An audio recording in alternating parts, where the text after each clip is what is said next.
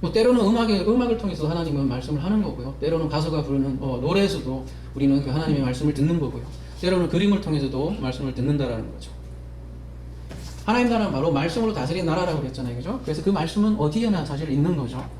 그 말씀을 우리가 들어야 되는데, 그 말씀을 지금 오늘 본문에서는 사무엘을 통해서 들려주는데, 사울은 그래서 사무엘의 말을 들어야 한다는 거죠. 근데 사울은 이미 두 번이나 지금 어겼다는 거죠. 블레셋 수비들을 공격하라는 명령을 어겼고, 또 길갈에서 사무엘을 기다리라는 명령도 어겼다라는 것이죠. 이 때문에 1절에 사무엘은 이제 왕은 여호와의 말씀을 들으소서 이렇게 권면을 합니다. 그래서 사무엘은 이스라엘 왕이 본질상 하나님의 말씀을 듣는 자임을 사울에게 상기시키는 것이죠. 그러나 이번에도 사무엘의 말을 듣지 않습니다. 그래서 사울은 점차 그가 가지고 있는 것들을 잃어버리게 되는 내용들이 이제 펼쳐지는데요.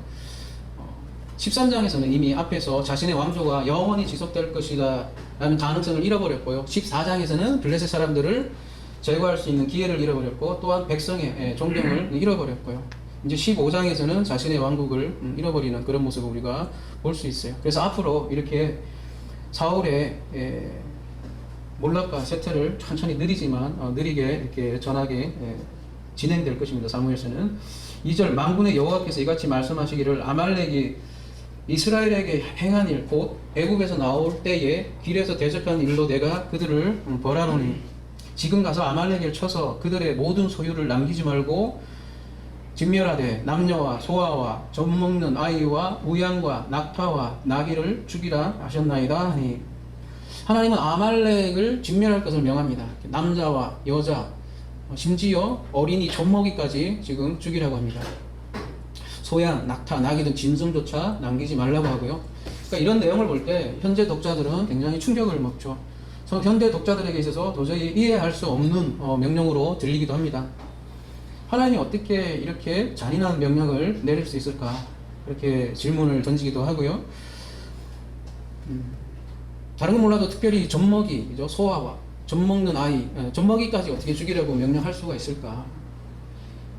하나님은 사랑과 용서의 하나님이 아닌가? 근데 어쩌면 이렇게 달리 보일 수 있을까? 그래서 이러한 전쟁을 명령한 하나님을 야만적인 사막의 신으로 이렇게 매도하는 사람들도 있다는 것이죠. 그래서 오늘은 이 진멸, 히브리어로는 헤렘인데요, 헤렘. 요 단어는 여러분이 오늘 좀 기억을 해 주셨으면 좋겠습니다. 오늘 주제니까요. 동사는 하람이에요, 하람. 그리고 명사가 헤렘이라고 그래요, 헤렘. 근데 진멸하다 그런 뜻이잖아요. 진멸, 우리나라 말로 하면. 근데 이 헤렘을 이해하기 위해서는 일단 그 고대 근동의 그 전쟁에 대해서 우리가 좀 이해할 필요가 있어요.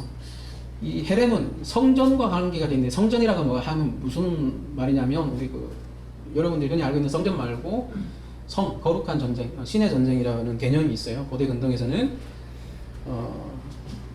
주전 8세기 이전에죠. 고대 근동의 전쟁은 크게 두 가지로 나눠지는 거예요. 하나는 경제적인 전쟁이 있었고, 하나는 신의 전쟁이 있었다라는 거예요. 경제 전쟁은 말 그대로 물질적인 이익을 위해서 하는 전쟁이죠. 지금도 많은 전쟁이 사실은 이 경제적인 이유 때문에 전쟁이 일어나잖아요. 그래서 고대 전쟁에 있어서도 마찬가지로 가장 그 전쟁의 일반적인 동기는 바로 돈이었다라는 거죠. 돈. 이 돈은 왜 필요하냐? 그들 나라에 필요한 거죠. 그들의 궁전을 신축하거나 혹은 신전을 보수하는데 그런 많은 사업에 썼다라는 거죠.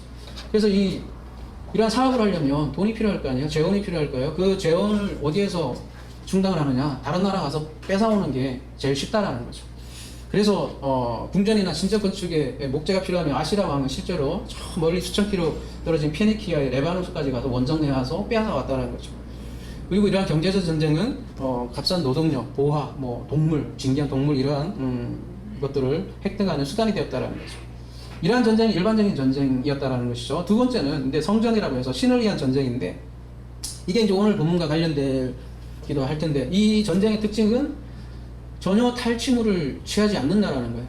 그러니까 신을 위한 전쟁이기 때문에 모든 탈취물은 신께 드린다라는 거죠. 그래서 호흡을 가진 모든 것이 죽임을 당했고, 금과 은과 같은 기준품들은 신전에 드렸다라는 거죠. 그러니까 이 진멸 전쟁은 사실 여기 성경에만 나오는 게 아니라 제 얘기는 다른 고대 근동의 다른 나라에서도 있었던 그런 전쟁의 개념이었다는 거죠. 그러나 이 성경은 고대 근동에서 행하던 그런 헤렘을 말하는 것 그 이상이라는 거죠. 성경이 단순히 신을 위한 전쟁인가 고대에서 행한 그게 아니라 성경은 우리의 구원 이야기라고 그랬죠. 그래서 전쟁은 일종의 그림이라고 그랬죠. 그림. 이 그림을 통해서 우리에게 뭔가 알려주고 싶은 게 있다라는 거죠. 제가 늘 말씀드리지만 성경에서 말하는 전쟁은 무슨 전쟁이라고 그랬어요? 하나님의 전쟁이다. 이 하나님의 전쟁 개념을 우리가 분명히 이해할 필요가 있다. 일반적인 전쟁과 성격이 좀 다른 거예요. 그 하나님의 전쟁 개념을 이해하지 못하면 그냥 잔인한 하나님이 되는 것이고, 우리가 지금 일어나는 전쟁 그런 개념으로 우리가 보게 되면 큰일 나요. 우리도 마치 믿지 않는 사람들 가서 다 믿음의 사람들 만들기 위해서 다 죽여야 된다 그런 논리로 간다라는 거죠. 지금 사무엘이 사울에게 하나님의 말씀을 전하는 것은 아말렉을 진멸하라는 건데요. 왜 특별히 아말렉인가? 2절에서는 이렇게 얘기해요. 아말렉이 이스라엘에게 행한 일, 곧 애굽에서 나올 때에 길에서 대적한 일로 내가 그들을 벌하노니. 신명기 25장 가볼게요. 17절. 너희는 애굽에서 나오는 길에 아말렉이 내게 행한 일을 기억하라. 곧 그들이 너를 길에서 만나 내 피곤할 때에 내 뒤에 떨어진 약한 자들을 쳤고 하나님을 두려워하지 아니하였더라. 그러므로 내 하나님 여호와께서 내게 기업으로 주어 차지하게 하신 땅에서 내 하나님 여호와께서 사방에 있는 모든 적군으로부터 내게 안식을 주실 때에 너는 천하에서 아말렉에 대한 기억을 지워버리라. 너는 잊지 말지니라. 신명기에 이런 말씀이 나오는데요. 아말렉 사람들은 출애굽한 이스라엘이 광야를 지날 때 뒤에 처진 가장 약한 이를 공격했다라는 거죠. 전쟁에 있어서 사실 가장 비열하고 야만적인 방법으로 이스라엘을 괴롭혔다라는 거죠. 그래서 이 사울에게 명령한 것은 사실 이 신명기 말씀에 대한 말씀을 성취하라는 명령이기도 합니다. 즉 하나님의 말씀을 성취하는 명령인데요. 그래서 이것은 일단 경제적인 전쟁은 아니라는 거죠. 블레셋 전투도 있고 암몬 전투도 있었는데 그런 전투와 달리 이것은 하나님의 말씀을 성취하기 위한 성전이다. 이런 이해가 우리가 기본적으로 할 필요가 있을 것 같고요. 여기서 몇 절이에요? 너희는 애굽에서 나오는 길에 아말렉이 내게 행한 일을 기억하라.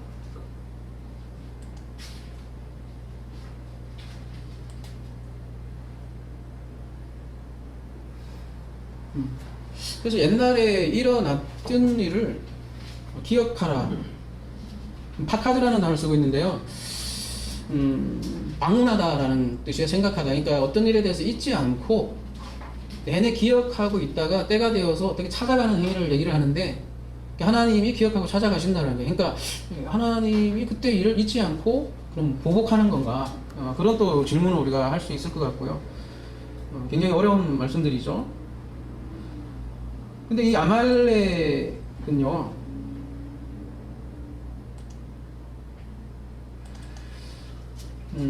에서의 자손이에요. 에서의 후손. 아말렉에서 이 아말렉이 단순히 이스라엘을 괴롭힌 것으로 해서 보복을 당한 그런 전쟁인가? 아니면 우리에게 뭔가를 얘기해주고자 하는 건가? 우리가 이렇게 생각해 볼 필요가 있을 것 같습니다. 근데 이 아말렉이 에서의 자손인데요. 우리는 여기서 야곱과 에서의 관계를 살펴볼 필요가 있어요. 그래서 야곱과 에서에서 우리에게 주는 교훈이 로마서 9장 13절에 있는데요. 잠깐 가볼게요. 로마서 9장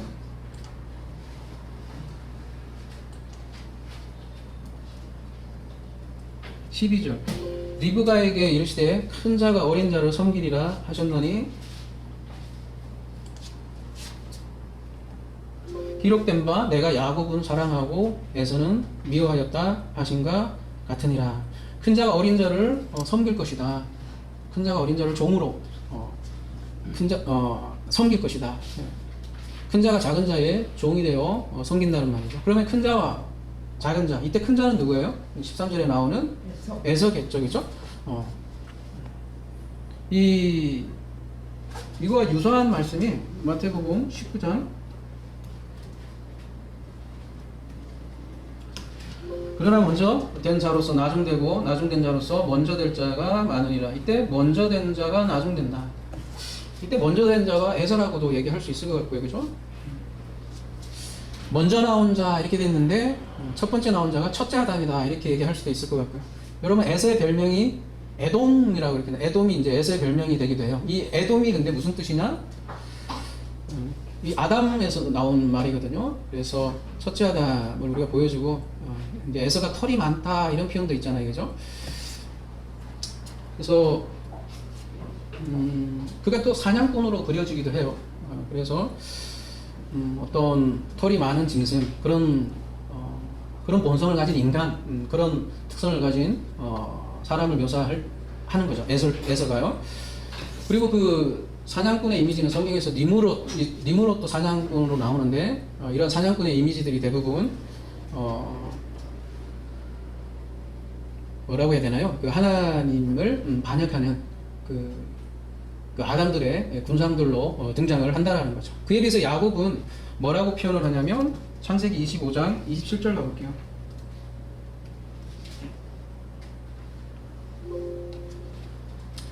에서는 익숙한 사냥꾼이었으므로 들사람이 되고 이렇게 사냥꾼으로 묘사가 되고 야곱은 조용한 사람이었다. 조용한 사람이었으므로 장막에 거주하다. 굉장히 야곱은 내성적이고 에서는 외향적이다 이렇게 생각할 수도 있을 텐데 원문에 보면 뭐라고 그랬어요? 탐이라는 단어를 쓴다고 했어요. 탐. 탐이 무슨 뜻이냐면 온전하다라는 뜻이에요. 온전하다, 온화하다, 온전하다, 완전하다, 순결하다, 올바르다 이런 뜻을 가지고 있는데 그래서 야곱과 에서를 이렇게 비교를 하고 있죠. 에서하고 야곱이 그래서 태중부터 이렇게 싸우는 모습으로 이렇게 그리고 있어요. 그래서 결국 이 야곱이 형 에서로부터 뭘 뺐냐면 장자의 명분을 얻고 말죠. 근데 에서는 장자의 명분을 무엇과 바꾸냐면 똑같 팥죽으로 바꾸죠. 그래서 성경은 에서를 어떻게 평가를 하느냐? 믿음의 사람으로 그리지 않고 뭐라고 하냐면 음행하는 자와 혹 한 그릇 음식을 위하여 장자의 명분을 판 에서와 같이 망령된 자가 없도록 살피라. 이렇게 에서를 망령된 자 이렇게 묘사하고 있어요. 베벨로스라는 단어를 쓰고 있는데요. 망령된 자는 문지방을 밟다라는 뜻인데요. 이렇게 짓밟는다라는 뜻이에요. 그래서 하나님의 언약을 문지방 밟듯이 짓밟았다. 그러한 뜻을 우리에게 보여주는데요. 그 언약을 굉장히 가볍게 여겼다라는 것이죠. 그에 비해 야곱은 우리가 흔히 생각하기에 되게 얍삽하다 이렇게 생각할지도 모르겠지만 그는 하나님의 그 언약에 대해서 생명처럼 여겼던 거예요. 그걸 좋게 본 거예요. 하나님은. 그것을 온전하다 그러고 그러한 언약을 지키는 자, 테레오 하는 자를 의인이다 그러는 거죠. 그래서 하나님은 야곱은 사랑하고 에서는 미워했다 그렇게 얘기를 하고 있는데요. 이 야곱은 사랑하고 에서는 미워했다. 이 로마서에서 사실 자세하게 다뤘는데요. 이거 어떻게 로마서 강의를 참고해 주시고요. 간단하게 핵심을 말하자면은 이제 큰 자 야곱 에서부터 할까요? 에서는 미워하고 야곱은 사랑했다. 그러니까 에서는 큰 자죠, 그죠? 그다음에 야곱은 작은 자 이렇게 표현을 하고 있고요. 성경에 보면 항상 뒤집어져요. 장자가 뒤집어지고 그다음에 차자가 그 위치를 차지하고 그러죠. 그래서 먼저 된 자가 죄송합니다. 먼저 된 자가 에서라고 한다면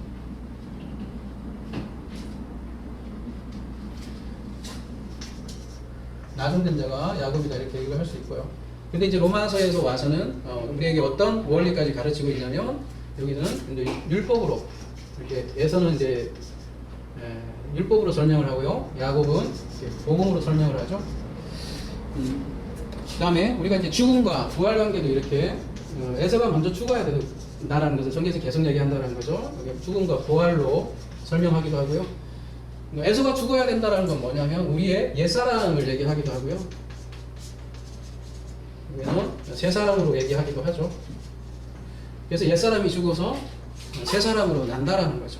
그것을 한결같이 이렇게 복음의 원리를 얘기한 것이 에서는 사랑하고 아니지 에서는 미워하고 야곱은 사랑했다 그 말로 그런 원리를 얘기를 해주는 거죠. 그러니까 로마서는 그래서 십자가 복음을 얘기하는 거죠. 행위로 말미암지 않는 그리스도의 죽음과 부활을 통해 결국 이 에서가 누구라는 거예요? 사실 나죠. 우리 나죠. 얘 나죠. 그죠? 이 내가 옛사람이라는 게 머리 있는 게 아니잖아요. 우리 내가 죽는 거죠. 나를 향한 얘기죠. 에서가 난 거죠. 사실 알고 보면. 그래서 야곱과 에서라는 인물은 둘 다 복음과 율법의 관계를 보여준다는 거죠. 사울과 다윗 관계도 마찬가지예요. 이렇게 이제 사무엘서를 이제 읽어보면 사울의 위치는 여기에 가 있게 되는 거고, 사울이 죽고 나중에 다윗이 통치하게 되죠. 그래서 로마서에서는 에서는 미워하고 야곱은 사랑했다 이러한 얘기로 한다면, 사무엘서는 사울은 미워하고 다윗은 사랑했다 이러한 것하고도 같은 것이라는 것이죠. 구약과 신약의 관계도 마찬가지고요. 구약을 통해서 우리가 신약이 탄생되는 거고, 이스마엘과 이삭 관계도 마찬가지고, 성경이 이렇게 끊임없이 이러한 관계들을 보여줘요. 두 인물을 통해서. 그래서 에서는 미워했다, 야곱은 사랑했다 이런 것은 어떤 한 사람, 한 개인에 대해서 하나님이 편파적인 사랑을 했다 그런 말이 아니라, 그러니까 이러한 기본적인 관계를 통해서 원수를 사랑하라고 말씀하셨잖아요. 원수를 사랑한 한 분이 하나님이에요. 그죠? 그랬을 때 에서가 말하자면, 이쪽이 말하자면 원수죠. 원수. 근데 원수, 사탄이기도 하고, 그죠? 다 이쪽에 있는 그 원수를 죽이고, 사탄을 죽이고, 이렇게 새롭게 태어나는 나를 얘기한다는 거죠. 그러니까 그 에서를 미워한다는 것도 사실 그 목적은 야곱에게 있는 거죠. 야곱. 그래서 에서의 죽음이죠. 에서가 야곱이 되는 것이고, 야곱이 그래서 이스라엘이 되는 그 관계를 얘기를 해주는데,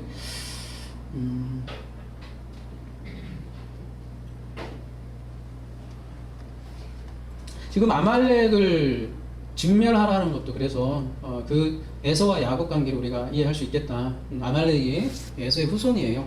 그래서 에서의 씨죠. 그래서 아말렉은 누구로 볼 수 있냐면 에서로서의 나라라는 것이죠. 세상 신을 진멸하라는 개념에 보면 전부 다 우상과 관련된 개념, 시간이 너무 없기 때문에 저희들이 본문을 다 살펴볼 수 없지만, 그 세상 신을 모시고 있는 우상을 섬기는 그 나와 관련된 것이 아말렉이라는 거죠. 겉사람으로서의 옛사람으로서의 그 나를 우리가 아말렉이다. 아말렉이 가지는 상징성을 그렇게 볼 수 있다는 거죠. 그 나를 하나님이 어떻게 한다는 거예요? 진멸, 헤렘, 철저하게 헤렘 한다는 거죠. 그래서 여호수아서도 보면 가나안 도시들을 어떻게 했냐면 헤렘했어요. 여호수아도.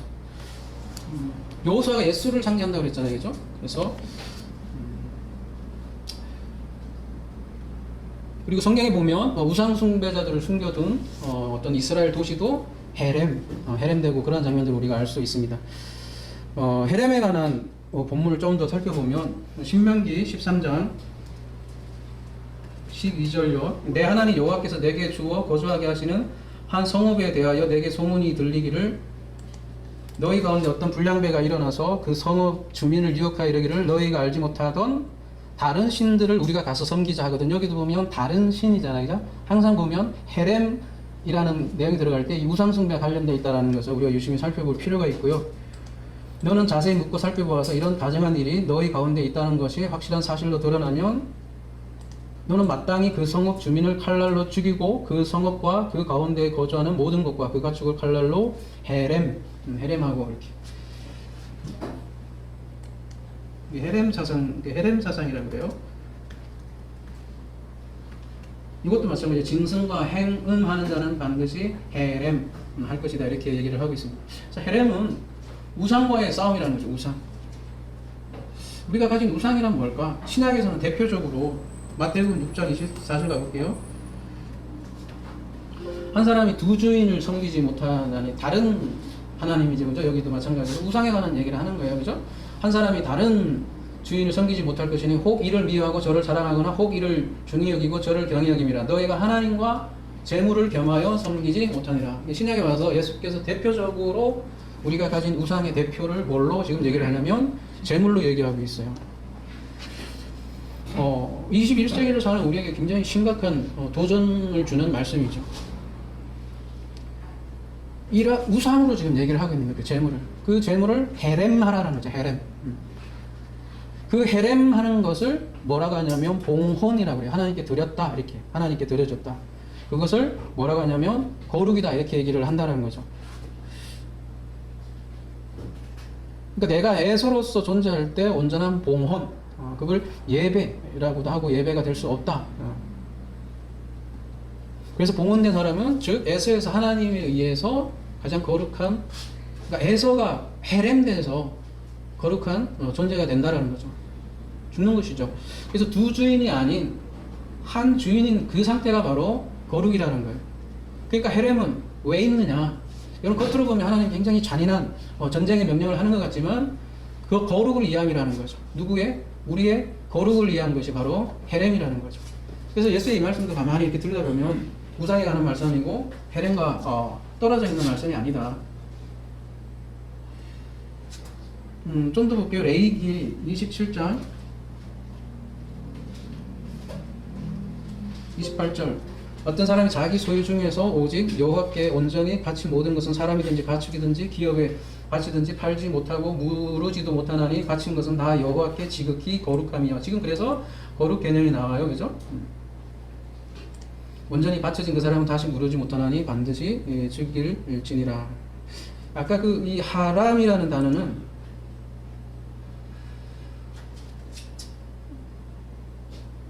어디 갔어요?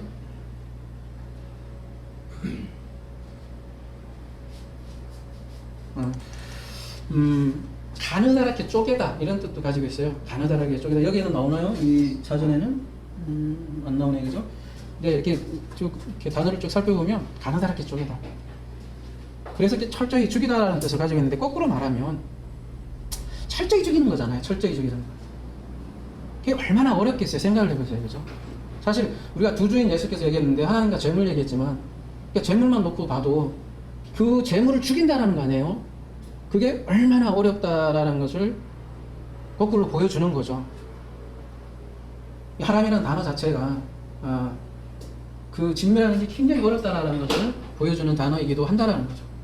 그래서 우리가 사울의 얘기를 들어보면 이제 뒤에도 살펴보겠지만 하나님은 헤렘을 명령을 했는데 그 헤렘을 하지 않아요. 왜? 그만큼 어렵다라는 거죠. 아유 저거 하나님이 시켰는데 왜 헤렘 안 해가지고 자꾸 불순종해. 우리가 이렇게 얘기할지 모르겠지만 그 현실이 바로 나라는 얘기예요. 나 21세기를 사는 우리에게 던져지는 모습인 거예요. 그러니까 즉 사울이 못 나라 얘기가 아니라 바로 여러분 내 얘기라는 거죠. 내 얘기. 얼마나 처절하게 진멸의 헤렘이 어렵다라는 것을 우리에게 계속 말씀하시는 거예요. 우리 늘 다윗인 줄 알아 자기가. 아니요 다윗도 물론 또 뒤에 가면 인간적인 모습을 또 보여주지만 지금 사울 얘기하고 있는데 사울이 바로 우리 자신 이야기라는 거죠. 그래서 성경은 제가 늘 얘기하잖아요. 늘 나를 향해서 던지지는 그 말씀이라고 계속해서 얘기를 하잖아요. 하나님의 전쟁이 다른 개념이 아니라 나에게 쳐들어오는 거예요. 하나님이 나를 공격하는 거예요. 나의 안에 있는 그 큰 신이 있다라는 거예요. 아직도 계속 그 신을 물리치러 오는 하나님의 공격, 하나님의 전쟁의 개념이 그게 하나님의 전쟁이라는 거죠. 그게 헤렘이에요, 헤렘, 여러분. 근데 사울처럼 저를 포함해서 우리는 하나님의 말씀을 듣지 않는다라는 거죠. 나는 듣는데 그렇다면 또 정말 할 말 없죠. 근데 적어도 저는 계속해서 그런 것을 깨달아요. 또 지나고 보면 나는 또 듣지 않았구나라는 것을 깨닫게 되더라는 거죠. 뭔가를 계속해서 남겨요. 헤렘. 그러니까 죽여야 하는데 죽이지 않는 나의 모습을 본다라는 거죠. 대표적으로 그렇잖아요. 우리가 이 말씀을 보면 21세기 사람들이 보면 그렇게 생각할 거 아니에요. 어떻게 아이를 죽여요? 아유 못 죽이지. 그렇게 당연히 생각하잖아요. 그게 우리가 가진 이성이고 헤렘을 할 수 없는 이유라는 거죠. 그러니까 사울이 멀리 있지 않다는 거예요. 보십시오. 왜 사울이 헤렘을 하지 않는 장면이 나오는데 그거 얼마나 이성적인지 보자고요. 이제 이성적인 판단이에요. 사울이 백성을 소집하고 그들을 들라임에서 세어보니 보병이 20만 명이요 유다 사람이 10,000명이라. 사울이 아말렉 성에 이르러 골짜기에 복병시키니라. 사울이 겐 사람으로 이르되 아말렉 사람 중에서 떠나가라. 그들과 함께 너희를 멸하게 될까 하노라. 이스라엘 모든 자손이 애굽에서 올라올 때에 너희가 그들을 선대하였느니라. 이에 겐 사람이 아말렉 사람 중에서 떠나니라. 이제 사울의 군대가 이제 아말렉 사람들을 토벌하기 위해서 그 근처에서 매복 작전을 하죠. 근데 이제 여기 본문에서 좀 우리가 주목해 볼 필요가 있는 장면이 이 겐 사람들에게 대해서 선처를 해줘요. 선처를. 그러니까 전쟁이 시작되기 전에 사울은 아말렉 지역에 거주하는 겐 사람이에요. 아말렉 지역에 거주하는 겐 사람을 접촉을 해서 공격 계획을 알려주고 너희는 공격이 오기 전에 떠나라 이거잖아요. 근데 왜 사울은 이 겐 사람들에게 호의를 베풀었냐 보면 이스라엘 모든 자손이 애굽에서 올라올 때 너희가 그들을 선대하였다. 그러니까 얘네들은 예외라는 거죠. 그리고 더구나 여러분 관자놀이를 못을 박아서 가나안 그 뭐죠? 예, 장군 시스라죠. 시스라를 죽인 야엘. 그 야엘의 남편도 겐 사람이었어요. 그러니까 사울이 이스라엘에 은혜를 베푼 겐 사람들을 원수인 아말렉 사람들과 구분하는 것은 당연해 보이는 거죠. 어떻게 보면. 그런데 하나님이 사무엘에게 통해 명령한 바가 아니라는 거죠. 이것은 일종의 돌출 행위라는 거죠. 분명히 하나님이 사울에게 명령한 것은 아말렉뿐만 아니라 그들의 모든 소유라고 그랬어요. 그러니까 이 겐 사람은 아말렉에 이렇게 지역에 있는, 그러니까 말하자면 이게 종살이 하고 있는 그 부락이었던 거예요. 그 사람들을 끄집어냈는데, 말하자면 겐 사람들이 아말렉의 종으로 있는데 그의 모든 소유라고 그랬어요. 그러니까 예외가 없는 거예요.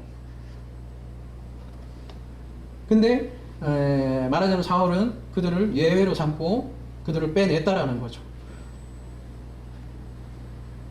이 사람들은 애굽에 올라올 때 우리를 선대했다라는 거, 우리에게 잘 대해줬으니까 너는 예외. 또 이렇게 예외를 두는 거죠. 이게 굉장히 이성적으로 보이는 거고 21세기의 사람들이 볼 때도 그게 이성적으로 보인다라는 거죠. 근데 헤렘은 예외가 없는 진멸이에요. 7절 사울이 하일라에서부터 애굽 앞 수에 이르기까지 아말렉 사람을 치고 아말렉 사람의 왕 아각을 사로잡고 칼날로 그의 모든 백성을 진멸하였으되 사울과 백성이 아각과 그의 양과 소의 가장 좋은 것 또는 기름진 것과 어린 양과 모든 좋은 것을 남기고 진멸하기를 즐겨 아니하고 가치 없고 하찮은 것은 진멸하니라. 여기서도 문제가 드러나잖아요. 사울은 아말렉 왕 아각을 생포했다라는 거죠. 여러분 아각은 이게 무슨 뜻이냐면 사람 이름이 아니고, 여러분 애굽 왕을 뭐라고 불러요? 바로라고 부르죠, 그죠? 바로. 마찬가지로 이 아말렉 왕을 이게 호칭이에요. 아각이라는 것은 맹화라는 뜻인데, 세차게 타는 불이라는 뜻인데, 그 아각을 왕을 살려줬어요. 근데 이것은 아말렉에 속한 모든 것이라고 했잖아요. 모든 것을 헤렘하라고 했는데 그 왕은 지금 살려줬다라는 거죠. 왜 그랬을까? 우리가 한번 생각을 해보면 왜 그랬을까요? 왜 왕은 살려줬을까요? 열왕기 상 이런 데 보면요, 20장이나 이런 데 가보면 왕을 살려두면 실리를 많이 취해요. 얻는 것이 많다라는 거죠. 그리고 또 하나는 이 왕을 통해서 이 자기 이름을 좀 내는 목적이 있어요. 예를 들면 이 민수기에 이런 말씀이 있어요. 민수기 24장 7절에 보면 그 물통에서 물이 넘치겠고 그 씨는 많은 물가에 있으리로다. 그의 왕이 아각보다 높으니 그의 나라가 흥왕하리로다. 민수기죠. 예. 그래서 아각을 생포한 사울은 그 유명한 예언을 사람들 보는 앞에서 말하자면 성취하려고 한 것이죠. 뭐요? 백성들에게 자신을 드러내기 위한 것이죠. 그리고 문제가 사울에게만 있는 게 아니라 아말렉 사람들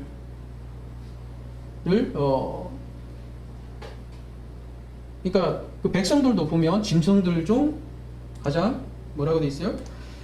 백성이 아각과 그의 왕 소의 가장 좋은 것, 기름진 것과 어린 양과 모든 좋은 것을 남기고 진멸하기를 즐겨하지 아니하고, 백성들 또한 진멸하지 않았다, 이렇게 얘기를 하고 있네요. 그들이 진멸한 것은 굉장히 가치 없는 것들이었다, 이렇게 진술을 하고 있어요. 이 거룩한 전쟁이 진멸이 하나님께 드리는 희생 제사의 개념도 있었다면 정말 가치 없는 것들로만 제물로 바친 거죠. 이 9절에 모든 좋은 것을 남기고 이렇게 얘기를 하고 있잖아요. 이 남기다라고 하는 이걸 가볼까요?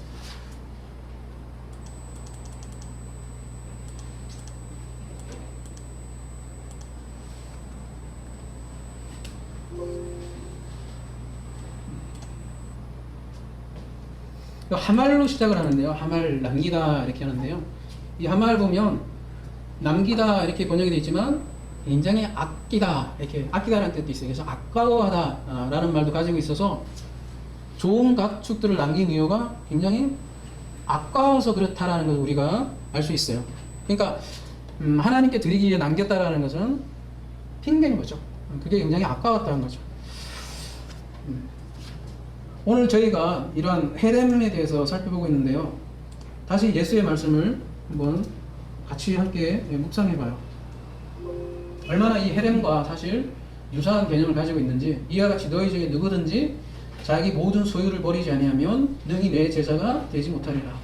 이 얘기가 오늘 사무엘서 말로 하면 너희가 헤렘 하지 못하면 내 제자가 되지 못하리라. 이 얘기하고 똑같거든요.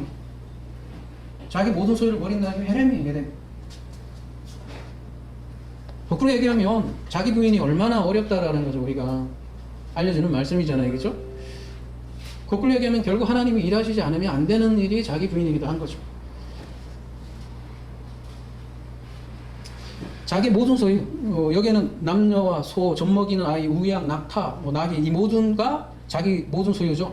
오늘날로 말하면 낙타 이런 걸 얘기하기 좀 그러니까 가족, 돈, 집 그 모든 것을 버리지 아니하면 능히 내 제자가 될 수 없다. 이 얘기하고도 똑같잖아요, 여러분. 그럼 여러분은 모든 것을 버리고 산속으로 가야 된다는 얘기일까요? 그렇지는 않을 거 아니에요. 내 부모를 공경하라 이런 거 보면 그것은 그러면 결국 무슨 얘기예요? 가치의 문제잖아요. 너는 무엇을 가장 소중하게 여기고 있는가? 나는 하나님을 소중하게 여긴다 이렇게 생각할 때 오지만 실제로 막상 우리의 현실을 가만히 보면 사실은 내 소유를 더 소중히 여기는 자식 자신을 발견하게 되는 거죠.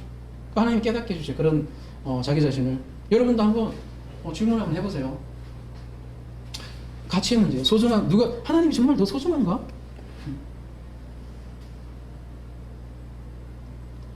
그 소유가 자기 주인이 된다는 거죠.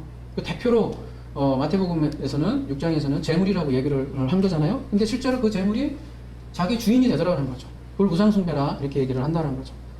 그러니까 우상숭배는 멀리 있지 않다. 이렇게 돌멩이 같은 거 만들어서 우상숭배가 아니라 내가 가장 사랑하는 그 무엇이 우상이 될 수 있다. 대표적으로 가족이 우상이 될 수도 있는 거고 돈이 우상이 될 수도 있는 거고요.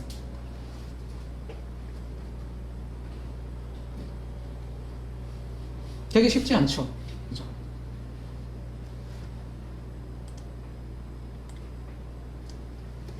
사울은 우리의 이러한 헤렘하기 싫어하고 계속 헤렘하지 않는 모습을 보여준다는 거죠. 사울을 통해서. 헤렘, 그것은 다른 주인을 진멸하라는 것이에요. 그럴 때 뭐가 오냐? 진정한 뭐가 온다?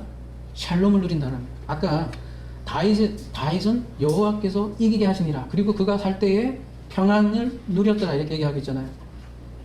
여러분 진정으로 헤렘될 때 다 없어지는 것 같지만 진짜 평안이 그때 주어진다는 거죠. 하나님 나라가 헤렘이 될 때 평안이 온다는 거죠. 여러분 있는 집 다 팔란 얘기가 아니에요. 그럼 전부 다 산속에 가야죠. 아니면 다 우리 팔아가지고 신앙촌에 모여갖고 다 바치든지 그런 얘기가 아니잖아요. 정말 하나님이 내 최고의 가치가 될 때 평안이 와요. 근데 돈이 예를 들게요. 돈이 나의 주인이 되면 돈의 노예가 되더라는 거죠. 혹은 가족이 나의 주인이 되면 내가 가족의 노예가 되고, 근데 하나님이 주인이 되면 놀랍게도 돈도 가족도 모두 하나님의 축복의 도구가 되고 축복이 되더라는 거죠. 뭘 해도 그래서 하나님이 이기게 하셨다라는 우리가 고백이 될 수 있도록 하나님이 동행했다 이런 표현이 있도록 우리의 모든 눈이 우리가 늘 배우는 이 복음 괜히 듣는 거 아니잖아요. 그리고 너무나 자주 잊어버리잖아요. 솔직히 얘기하면. 근데 그 복음의 눈으로 볼 때, 즉 하늘의 눈으로 볼 때 이 땅의 모든 것들을 우리가 드디어 컨트롤할 수 있어요. 그렇지 않으면 아까 우리가 파도 얘기를 했잖아요. 높은 파도에 우리는 휩쓸릴 수밖에 없는 거예요. 이건 제 얘기기도 한 거예요. 뭐래도요. 여러분이 다 이제 직장생활하고 사업하시고 그러잖아요. 저하고 좀 달리 여러분들은 경제생활 더 치열한 삶을 살잖아요. 근데 이런 하나님과 동행하는 이런 샬롬이 없으면 무너질 수밖에 없는 거예요. 그래서 여러분이 어떤 투자를 해도 이게 하나님의 마음으로 투자를 하는 거라고 내가 그냥 사울처럼 투자를 한 거는 또 다르다라는 거죠. 여러분 마음이 샬롬해야 모든 것을 내가 그걸 바라보는 내 눈이 올바르기 때문에 흔들리지 않는다는 거죠. 여러분 마음이 무너지면 모든 게 무너져요. 근데 그 마음은 어디로부터 오느냐? 바로 하나님이죠. 하나님이 주시는 평안으로부터 오는데 그 평안은 어디서부터 시작을 하냐면 여기서부터 평안이 바로 오는 게 아니라 그 앞에 있는 것들을 하나님이 해nem시킴으로써 인해서 그 샬롬이 주어진다는 거죠. 이게 해nem이 정말 어려워요. 어렵고 안 되니까 우리가 무너졌을 때, 그죠? 고통 가운데 있을 때 우리가 깨닫는 거예요. 아, 내가 해nem하지 못했구나. 나는 여전히 나에게 이런 우상이 있었구나. 그걸 알고 다시 돌이킬 때 우리는 아, 내가 바로 해nem하지 못하는 사울이었구나 라는 것을 깨닫게 된다는 것이죠. 내가 사울이었구나. 그래서 여러분 삶 가운데 하나님과 동행하길 원해요. 우리가 말씀을 읽는다는 것은 그 말씀이 우리의 중심이 된다는 것이죠.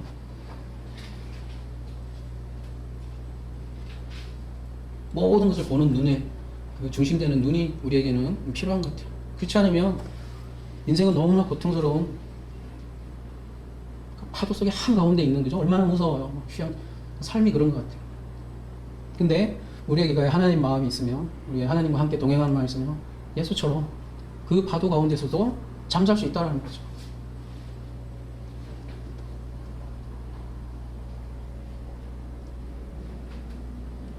그래서 오늘은 우리가 이렇게 헤렘에 대해서 살펴봤습니다. 그래서 내가 가진 우상은 무엇인가 다시 한 번 더 우리가 살펴보기를 원해요. 그리고 그 우상을 헤렘할 때 주어지는 하나님의 놀라운 평안, 또 다른 세상이 여러분에 보일 것입니다. 아무쪼록 우리의 이성이 아닌 하나님의 눈으로 세상을 또 보게 되고 헤렘을 통해서 샬롬을 누리는 저와 여러분이 되기를 기도합니다.